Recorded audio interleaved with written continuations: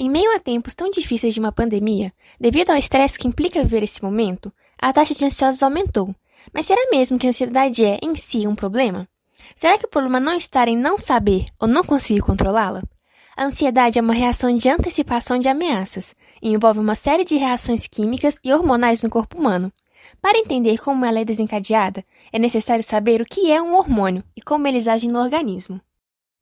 Hormônios são substâncias químicas liberadas por glândulas endócrinas e liberadas na corrente sanguínea ou nos tecidos para realizarem alguma ação no indivíduo. Eles podem agir por três mecanismos diferentes. Quando o hormônio é liberado diretamente na corrente sanguínea, chamamos de sinalização endócrina. Quando é liberado de uma célula secretora para outra célula com receptores, chamamos de sinalização parácrina. E, por fim, quando a célula que produz é a mesma que recebe, sinalização autócrina. É bom citar a sinalização sináptica, que também é um dos tipos, porém acontece com os neurônios, que se comunicam por meio de neurotransmissores. Alguns hormônios podem ser solúveis em água, o que facilita seu transporte no sangue.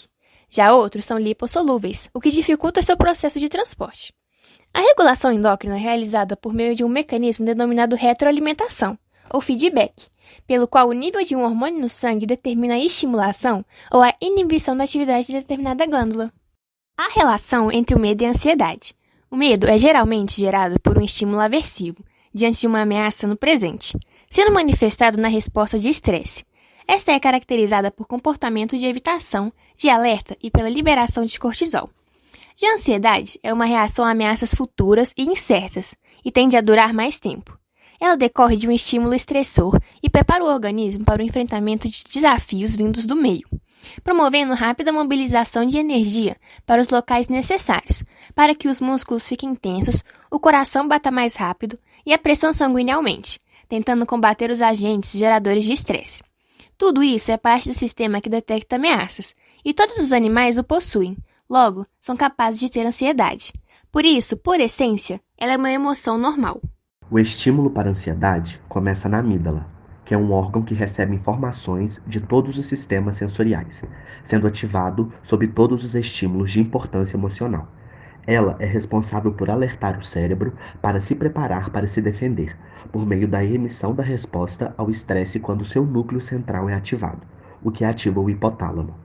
O eixo hipotálamo-pituitária-adrenal, HPA, gera uma resposta apropriada ao estresse, na qual o processo de regulação da secreção hormonal ocorre através de ligações hormônio-hormônio, o que significa que a secreção de um hormônio por uma glândula provoca a liberação de outro na glândula em que ele age.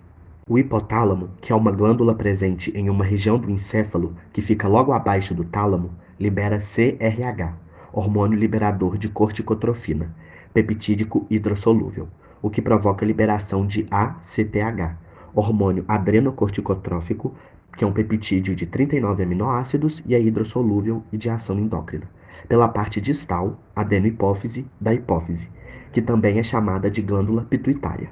Em resposta, a região fasciculada das glândulas adrenais ou suprarrenais, que ficam acima dos rins e sintetizam e secretam corticoides e outros tipos de hormônios, libera o cortisol na corrente sanguínea. Ele é um glicocorticoide, ou seja, um esteroide, feito à base de colesterol.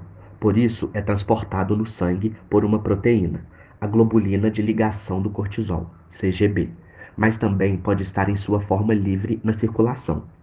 Nos tecidos-alvo, o cortisol consegue passar pela membrana plasmática, por difusão passiva, por ser lipofílico, e se liga a receptores para glicocorticoides do tipo 2 no citoplasma ou no núcleo, e atinge o núcleo da célula para induzir a síntese de proteínas que atuam no metabolismo sistêmico. Por causa disso, o aumento excessivo do nível de cortisol plasmático pode ter como sintomas a hipertensão arterial, o aumento de glicose no sangue ocasionando diabetes, edema, depósitos de gordura, infertilidade, letargia, estados depressivos, dentre outros. O controle da ansiedade é feito pelo córtex pré-frontal ventromedial, que interpreta a ameaça que a amígdala identifica e consegue conter a reação da ansiedade. Isso é relacionado ao hipocampo também, que é uma área responsável por dar contexto para o que foi entendido pela amígdala, muitas vezes evitando que o que foi percebido seja entendido como uma ameaça real. O cortisol tem capacidade de regular o eixo HPA, por meio de ligação a receptores de glicocorticoides presentes no hipocampo, que funciona como feedback negativo, uma inibição da liberação dos hormônios envolvidos. No processo de regulação do eixo HPA, há a atuação de neurotransmissores. A serotonina 5H, que é conhecida como hormônio da felicidade, pode ter efeito ansiolítico, ou seja, de inibição da ansiedade, ou ansiogênico, provocando ansiedade. Ao atuar na amígdala, que avalia a ameaça, ela estimula o eixo HPA e a ansiedade. Já ao inibir a ação da MCDP, matéria cinzenta periaquedutal dorsal, que é uma parte do cérebro responsável por agir sob perigo iminente, ela tem efeito ansiolítico. Essa ação antagônica pode ser adaptativa. Outro neurotransmissor que influencia na ansiedade é o GABA, GABA, o ácido amino butírico, que reduz o funcionamento de neurônios de regiões como a amígdala e o hipocampo. Ele se liga ao hipotálamo e desliga a atividade do eixo HPA. Há drogas que reduzem a ansiedade alterando a transmissão sináptica do encéfalo, estimulando a ação do GABA, suprimindo assim a atividade dos circuitos cerebrais utilizados na resposta ao estresse. Quando medo e ansiedade são mais constantes e persistentes do que seria razoável e impedem a vida normal, existe um distúrbio de ansiedade. Os distúrbios da ansiedade ocorrem em qualquer idade, sendo associados a vários sintomas estressantes. Em um contexto de transtorno, a pessoa não só reage diferente ao estresse, mas pode ter diferenças reais no funcionamento do cérebro, podendo haver hiperatividade da amígdala, que é relacionada a memórias inconscientes condicionadas pelo medo, e do córtex pré-frontal, e diminuição da atividade do hipocampo, que tem participação no armazenamento de memórias conscientes durante uma situação de aprendizado traumático. Por isso, no transtorno de ansiedade, a detecção de ameaças reduzindo ou impedindo perigos não funciona de forma tão consciente, e isso gera preocupação com a própria segurança no futuro. Pode haver também sensibilidade diferenciada a neurotransmissores e tudo isso varia de acordo com a síndrome de ansiedade, que pode ser de pânico, ansiedade generalizada, entre outras. Além disso, a exposição contínua do hipocampo ao cortisol em períodos de estresse crônico pode levar à disfunção e à morte dos neurônios hipocampais. Nessas situações, ele apresentará falhas em sua capacidade de controlar a liberação dos hormônios do estresse e de realizar suas funções de rotina, gerando preocupação constante, insônia, tensão muscular e dificuldade de concentração. A prática de exercícios é capaz de tornar o organismo menos responsivo ao estresse, e a alimentação saudável pode ajudar no controle desses transtornos.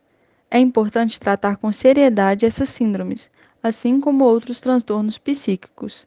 A terapia cognitivo-comportamental pode auxiliar, permitindo avaliar se os pensamentos ruins são realísticos e possibilitando a recriação das passagens neurais que desestimulam a reação da ansiedade. Medicamentos ansiolíticos também podem ser muito úteis, se usados com responsabilidade, trazendo benefícios a curto e a longo prazo. Essas foram as referências utilizadas para o vídeo. Obrigada pela atenção.